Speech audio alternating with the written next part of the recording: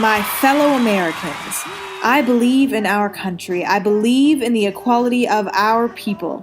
The United States of America is always moving fast.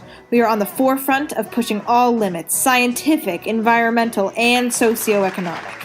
No one knows better than the members of this Virginia University the progressions that are being made. The greatness of this nation depends on its inherently progressive attitude, but this does not mean that we are immune to mistakes.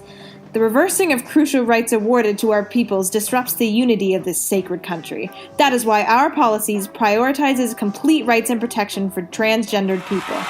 America has made great strides toward equality, but without equivalent rights for all our people, the United States of America will not reach its full potential.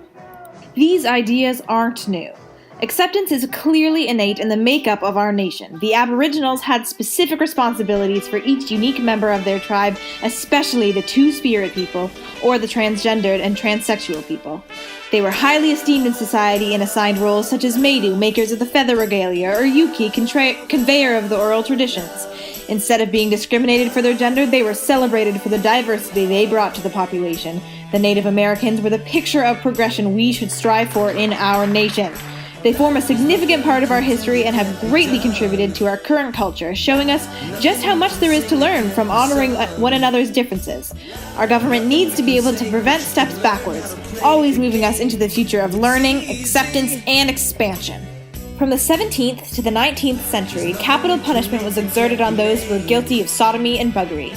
If the government never had the right to seize private property, it should never have had the right to extend its power into the private business of our people.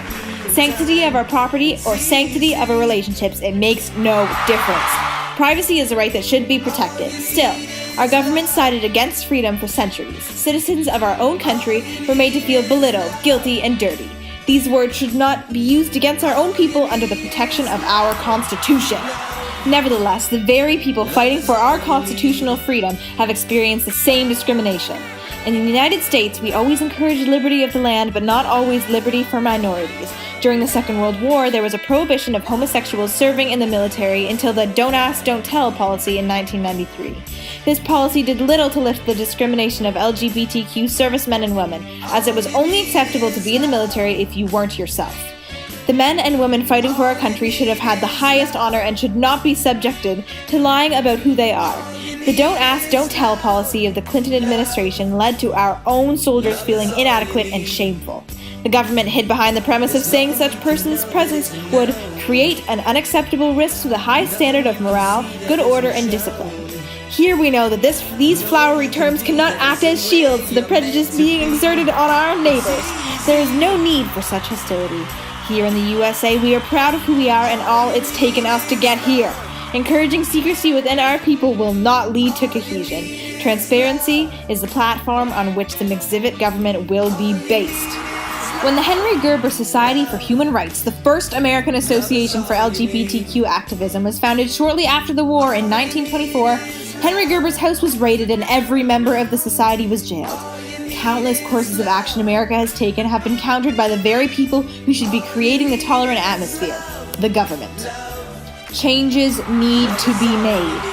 When only 41% of our LGBTQ population experiences high policy tallies, while 49% are experiencing low overall policy to protect them, we as a people need to stand up and level the playing ground. These identities need a catalyst. We cannot afford these steps backwards, such as the recent California bathroom bill. We as a people need to stop backtracking on our basic human rights. Our country is founded on the right to freedom and the right to be protected. That is why the McZivot government plans to implement federal-level protection for the LGBT citizens and employees. 18 states currently do not have specific laws designating transgender as a protected class. Under the McZivot government, no transgendered individual will ever experience factionalized discrimination. Under the McZivot government, the citizens of this nation will have equal chance to contribute to the culture and growth of our land. Under the McZivot government, our employee system will hire based on their complexity of character, not on their complexity of gender. Under the McZivot government, the United States will be known to the world as the most accepting nation on earth.